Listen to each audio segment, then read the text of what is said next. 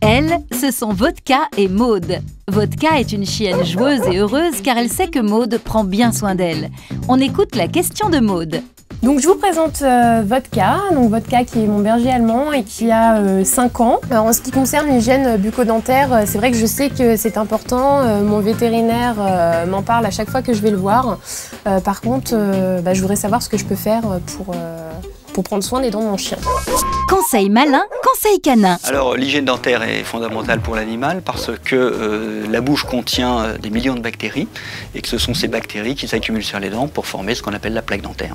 Et qu'à partir de cette plaque dentaire, du tartre se forme. Donc les problèmes de dents chez le chien, comme chez l'homme, sont dans la majorité des cas des problèmes infectieux dus aux bactéries. Donc l'attitude du maître, c'est d'être effectivement à l'écoute du chien, de repérer lorsque les dents du chien ne sont plus blanches mais qu'elles sont recouvertes de grosses accumulations de tartre, éventuellement bien évidemment de repérer la mauvaise haleine parce que c'est un des premiers signes qui va se développer lors d'infections dans la bouche et dans ce cas-là, de consulter le vétérinaire. L'hygiène pour le maître consiste en 2 parties. Une partie qu'il pourra effectuer lui-même au travers du brossage dentaire, donc à effectuer tous les jours environ, ou une partie que l'animal peut effectuer tout seul lorsqu'il va croquer, manger des os alimentaires, des lamelles à mâcher qui, par phénomène mécanique, vont petit à petit racler un petit peu de bactéries et de tartre s'accumulant sur les dents. T'as de belles dents, tu sais. Nicolas Vanier, vous êtes grand voyageur et cinéaste.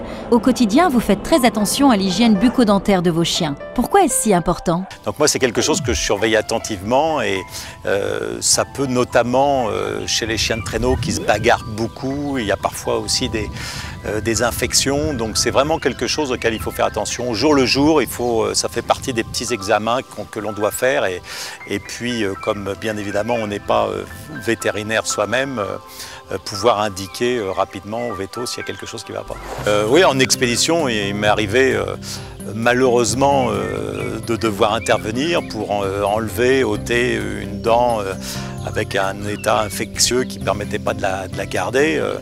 Mais heureusement, ça s'est bien passé parce que c'est vrai que lorsqu'on part comme cela pour longtemps, on a avec soi une petite trousse chirurgio-médicale qui vous permet d'intervenir, mais il n'est pas recommandé de le faire soi-même. Ça fait partie des choses que l'on fait en expédition, mais pour cela, on a généralement des vétérinaires qui sont bien plus à même de pouvoir intervenir, puis surtout de choisir quel type d'intervention faire.